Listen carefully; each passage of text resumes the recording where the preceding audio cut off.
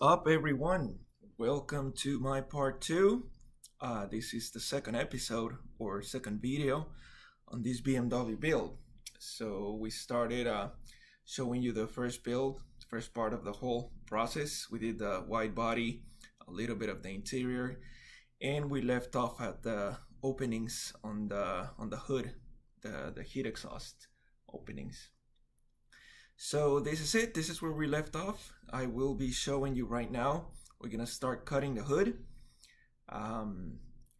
Those two markings or templates that we built on the first video. This is how we're going to get rid of that whole part.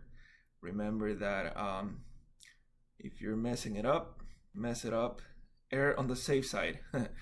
That means cut near the center, not near the lines, and then you start approaching the lines with fine sandpaper or files or something more subtle and precise.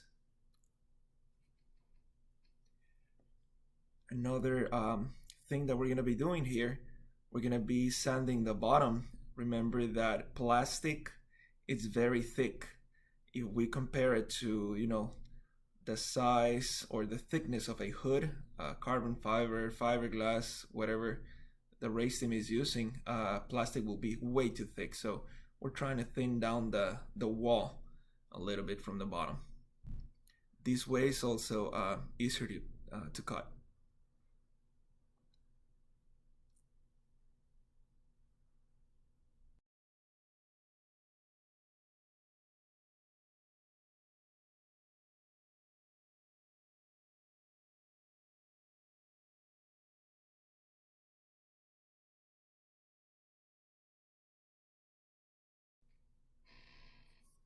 I'm using a Dremel, also a little bit of a file.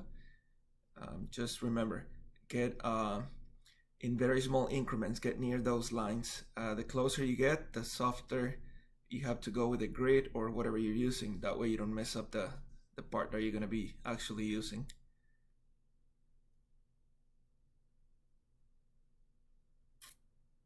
This is it. It's almost done. And then you end up by kind of like polishing or finishing the edges in a very, very, very fine way. This is the previous part that we left off also for the fenders. This is the JB weld. It's that two-part compound that I was explaining. It hardens really, really, really, hardens really strong and like rock style, rock type. It is very difficult to remove. So I'm just sanding like the rough edges or like the pointy parts. When it dries, there's all these surfaces that are higher. So you pretty much want to get them down to normal level. We're going to be using Milliput, and Milliput will be covering most of it, but you don't want any area sticking out too far. Otherwise it would be too hard to sand.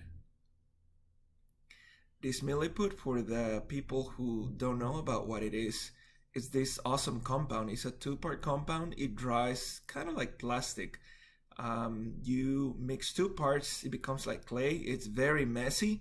If you guys want to use gloves, go for it. It just sticks everywhere. So to me, it's easier to mold it. With my bare hands, you have to be washing constantly. Otherwise, this damn thing gets everywhere. Once you really actually have to mix both parts really, really good. Otherwise, some parts might not dry or some sections, and then you'll end up with a big headache. So make sure you mix both parts really good. Also, don't take way too long because this thing begins to dry. It's not immediate, but it gives you like a good, few minutes to start shaping it, molding it. Remember, you can wet your fingers or hands a little bit so this thing doesn't stick to you. However, try not to have anything wet where you actually want it to stick to, because it'll never stick there and it becomes a pain in the neck. I'm using a brush to kind of like mold certain parts in. There's certain videos or few videos out there on how to use for many different applications This Milliput is actually a cool product that you guys can use. Military guys use it. I use it on cars. You can build your own custom parts. There's another build that I made. I made my own little. It's like a bag, like a travel bag. It's a Sparko and Mercedes Benz. I might show a picture of it later.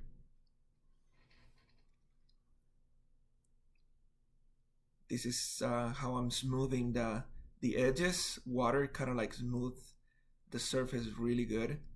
So you have to kind of like be playing with it. It's better if you don't put it, if you've never used this stuff, don't just throw it on a model and start experimenting. You should try it somewhere else, experiment somewhere else. Once you get the hang of it, or you kind of like see how it behaves, then you begin to mold it on your body or whatever you're doing.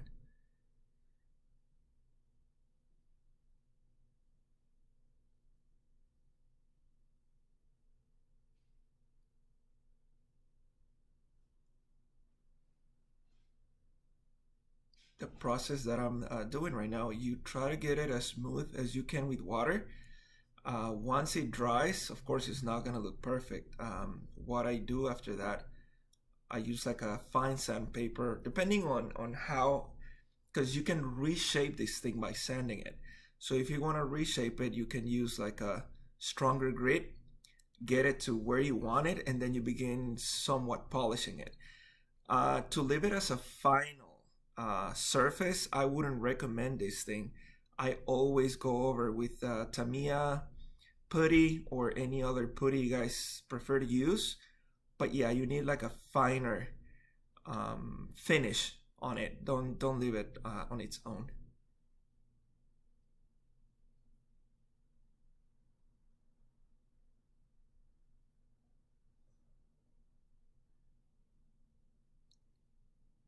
Once again, I'm not gonna use music.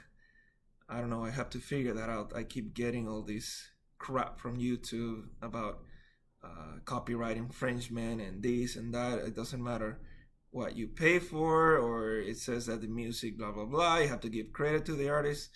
Bullshit. They always get you. So it's annoying. Then you have to mess up your videos. I don't know how you guys do it, but I'll figure it out. Play your own music, okay? That's what I meant.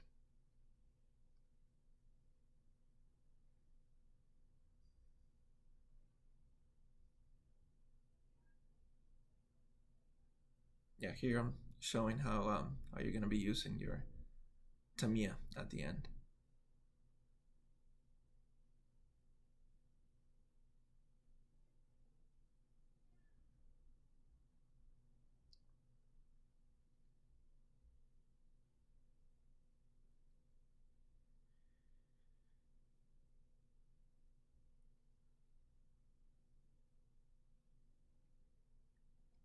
The front part, I decided to mold both at the same time.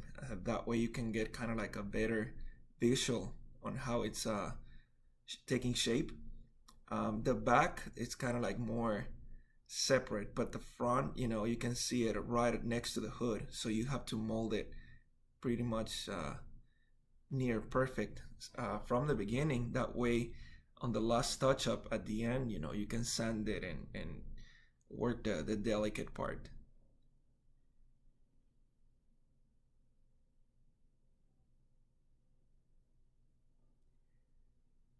Another little trick, whenever you're working with this, it gets stuck in your fingers, and you're touching the body, you're touching all these crevices and everything, so this thing begins to get stuck in there.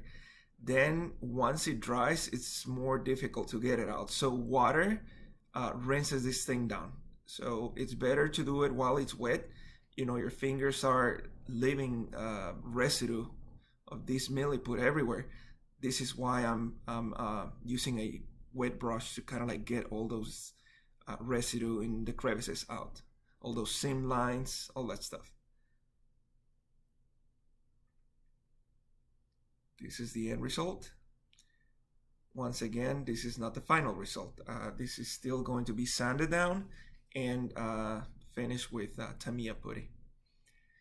Now let's go back to more interior work.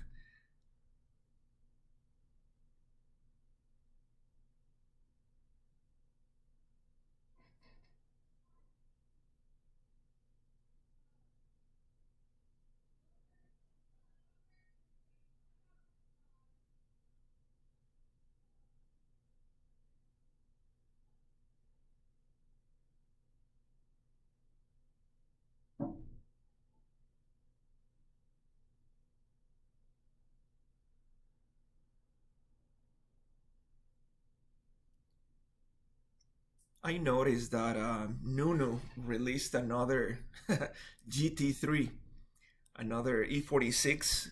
So for the guys who don't know, the E46 BMWs, they design their older generations or chassis with the code E. E stands for something I forgot. I read it a long time ago. So the famous E30, E36. This is the E46, and that's how consecutively they go. So the E46s, these cars started in 1999, I believe, 99, yeah, 99. It jumped from the E36 to the E46, which is this model that we're building now.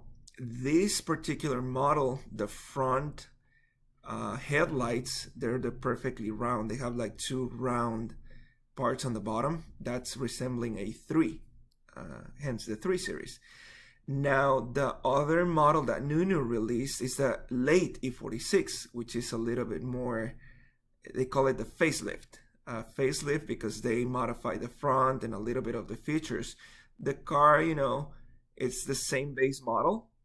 Again, E46, but it has different features in the body. They change mirrors, the bumper, the headlights are more like stylized. Personally, I like this E46, I'm sorry, better than the other one. If you guys don't want to start modifying all this crap that I'm doing, you guys can just buy the newer E46. However, it's not the same front.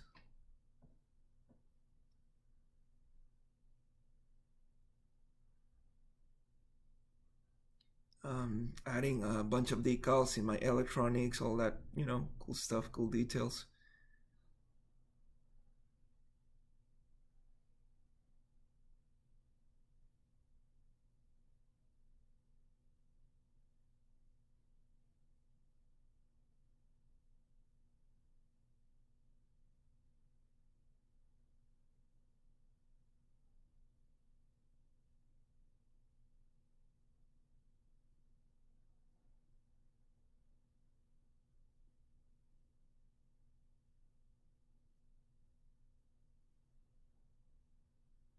I'm cutting, stuff from the front. Otherwise, the splitter will not fit. There's a radiator on the front, so I also wanted to um, leave it in there because now through the mesh that I'm going to add in the front, you can see through it. So might as well have a radiator since this car has no engine, so something has to be seen through the mesh. This is the rear part. Remember, we cut the exhaust on the first video. This is the bracket. I'm taking it out, so the diffuser will fit. Taking shape. This is the dashboard, finished, carbon fiber. More of the interior. This is the whole wiring.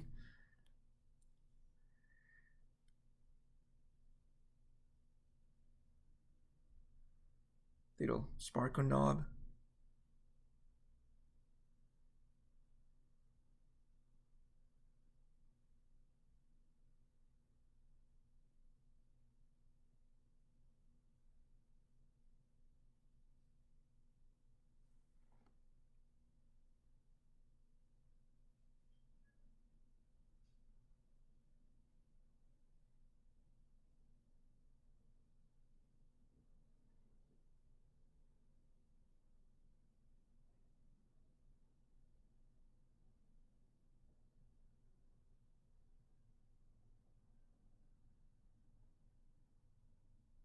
I always like to build my seat belts starting from scratch. I use Tamiya tape.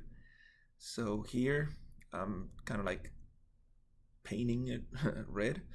So the way I do this, I do one coat since it's not covering perfect. This is actually just regular flat red from Tamiya. I leave it to dry.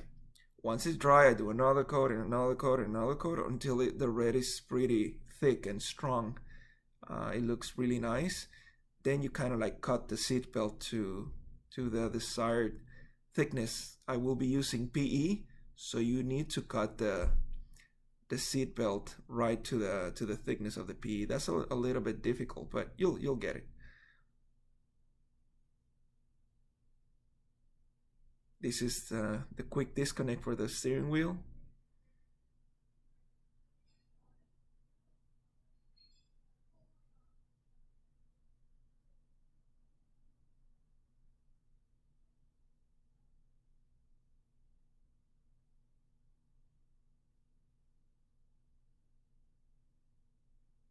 Try not to cut my damn finger.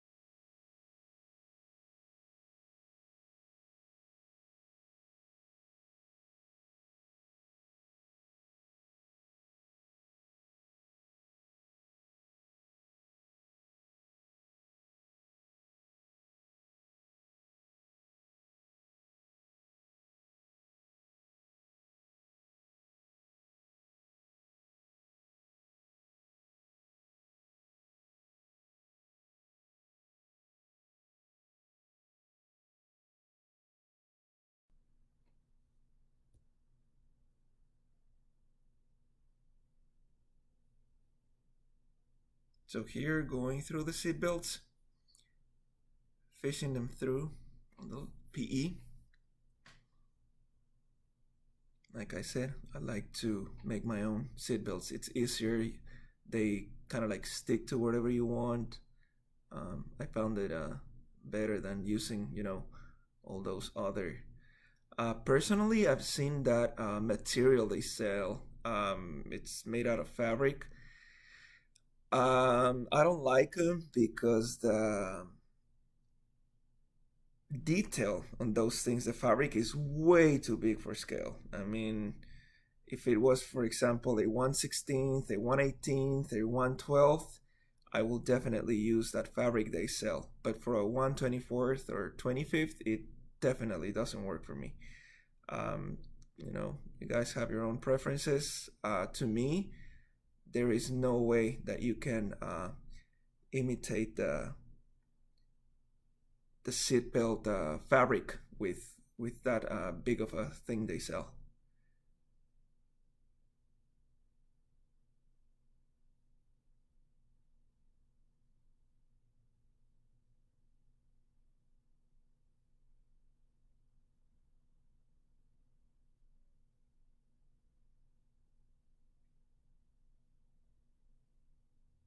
This is cutting those extra straps that you pull down to tighten the seatbelts. So I'm adding them under the PE.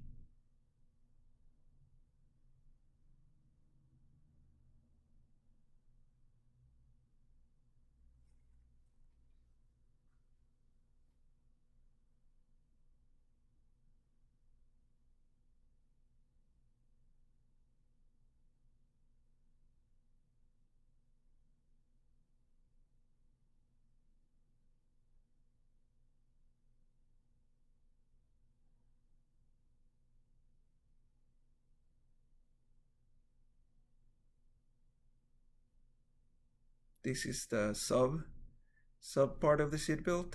This is a 6 point that we're building. Two on the shoulders, two on the for the waist or your waist part, and then two from in between your legs. So it's a 6 point. The one in between your legs is the actual part of the seatbelt that pulls the one on your waist down, or the one under your belly. And the reason why they kind of like, whenever you have a frontal accident, sometimes the driver goes under the seatbelt. The driver will slide under. Um, this this seatbelt that goes in between your legs, it doesn't mean that it will stop you. What it does, it pulls the waist seatbelt and it stays on your bones, on your pelvis. So that's why it's called the sub, so you don't go under it.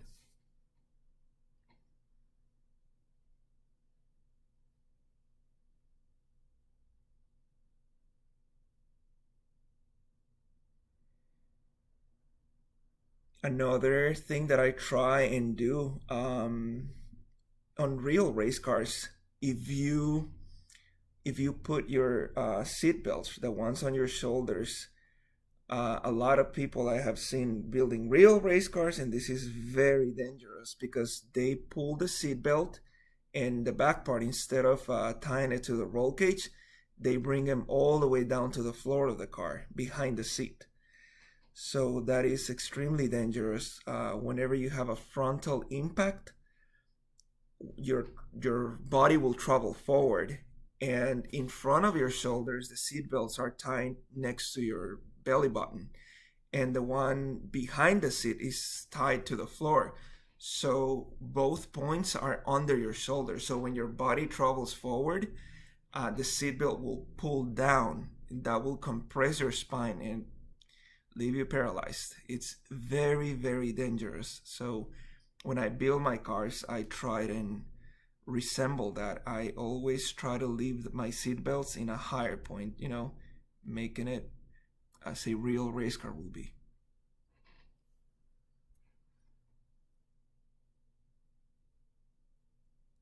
If you guys want to know or kind of like get more information on what I'm talking about to build your race cars or seat belts, anytime you're adding, a race harness, research Simpson. Simpson is a brand that shows you a bunch of stuff on the internet. Research correct angles, correct mounting points, and they have a lot of diagrams. They show you their shoulder seat belts can only go 10 degrees under the line of your shoulder. So you guys will find some information if you're interested in that. Expand your knowledge, Roll cage mounting. Everything fits perfect. Let's keep going.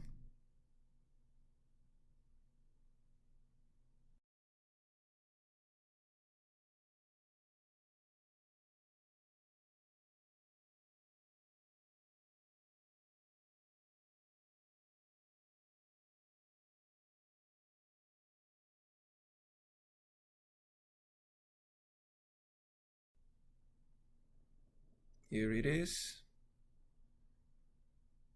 This is what I mean. I put the seat belts not all the way down, but as far back as you can, so you don't put it as a too steep angle,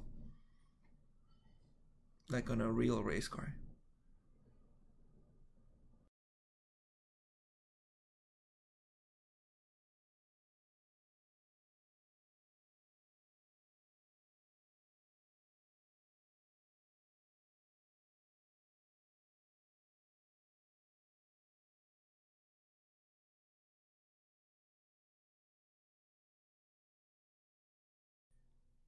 This is the body primed.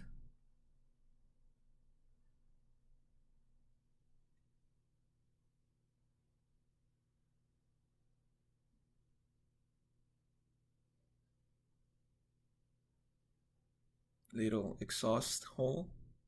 And this is the final product. I decided to go with the M colors. There's an actual newer BMW that has this white and flat black. It looks amazing. I got inspired by that idea, so I decided to do the half and half car. Hope you guys like it. Remember, I am down to answer any question you guys have, any comments. If you guys like race cars, this is it. You guys can copy this car or do your own. Let me know what you guys are working on. So once again, please like, share, subscribe, whatever you guys want. I'm also on Instagram, Danval Models.